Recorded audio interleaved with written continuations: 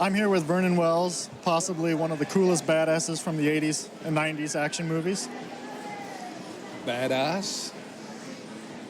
I'm tough. Well, I mean, hey, shit. Badass cool. in a good way. Oh, well, that's okay. As long as I'm cool. Yeah, cool. No, it was very cool because you're in Mad Max, Commando. You were like the baddest bad guy in the 80s and 90s, Yeah, man. the guy to go to. I have to say, one of the most famous lines I remember from any action movie is in Commando, where you talk about the butter and the knife. Oh, cutting a little girl's throat is like putting a knife through soft butter. It is actually, by the way. It's just kind of... Not to get too graphic, but yes, it is pretty much like that. And I think that's... do this at home. No, don't try it at home, but we're just saying it's probably a lot like that. Yes. So, have you been any bad guys in any recent films? You know what? The funny thing is, now I get asked to be the good guy most of the time. Yes, which is really weird, I know, but I actually have just finished a couple of... I did a film called The Lackey, which will be coming out the first of next year, in which I play the villain. I'm kind of Mr. Big, the head of the kind of mafiosa thing. But I did 3 films last year that I was the good guy. I did a horror film in Australia called Nowhere Else, in which you think I'm the villain, because they kind of play it that way, but actually I'm the hero of the piece, which was fun. And I did a film with Richard Hatch, which is another horror film. It's an alien horror film.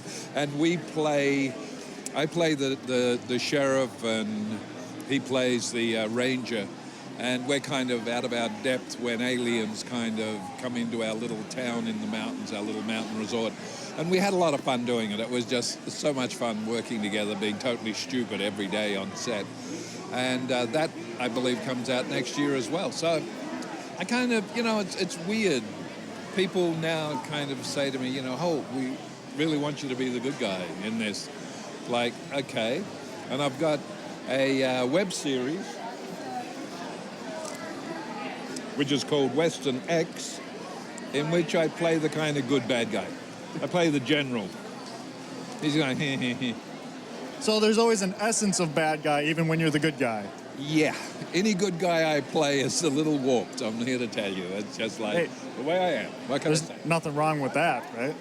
Yeah, well, I mean, every producer I go and audition for, they look at you and go, we have a problem with you being married with 2 kids. You'd probably eat both of them. So. Well, that's good to know, because I was going to say, I was surprised when I saw you here. You do look far less intimidating than you did back then. Maybe it was just the hair. I think in all those movies, they always give you funky hair. Nah, give me a couple of $100 and I can be intimidating. I'm real easy to get. That's all it really takes. That's all it really takes. So we were having a conversation earlier, actually, that all great villains in movies are actually really great people in real life. Yeah, it's weird because the villain is always the best role in a film because you have no parameters as a villain. When you're the hero or the good guy or whatever, you can't do certain things because heroes don't do that. But as a villain, you can do whatever the hell you like. And it's really fun because in real life, you're nothing like that. So all your aggression, if you have a really bad night at home and you walk on the set, is like all that aggression comes out on all these poor little extras and stunt guys that have got to work with you. You can kick their butts. So, I mean, we don't need, psychiatric treatment of any kind. We just go and kick the shit out of stunt guys. I mean, it's really good. There you go. See, because I always wanted to be the bad guys in movies. The good guys are boring. They're, and 2, bad guys always have to die. And for whatever reason, when I played with action figures or I watched movies, I always wanted to die. Because you can be so creative with it. Yes, you get to die in the most wonderful ways. I mean, look at Commando.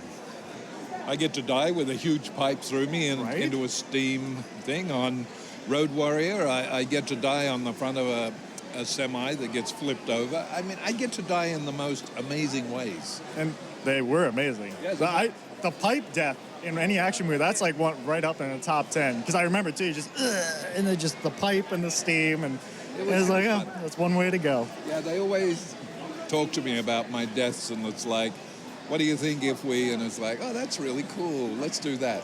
Because, I'm a big kid, I love doing it and getting all the fun of being the villain and dying in the end. And the nice thing is the villain never has to put up with the leading lady. Not unless you've Who needs it? kidnapped her or some damn thing, but then you really don't have to put up with her either. You just abuse her a little bit. I know. And you get to have these great fight scenes and all this crap, and then you get to die, and it's like, director says cut, you get up and you go, oh yeah, that was really cool. So it's fun. I prefer it. All right. Well, thank you very much for enlightening us on what it's like to be a villainous action star. A villainous action star, yes, well. Right here in front of you on the Nerdery. Have a little, every post office you go in, my picture with a little number. Yes.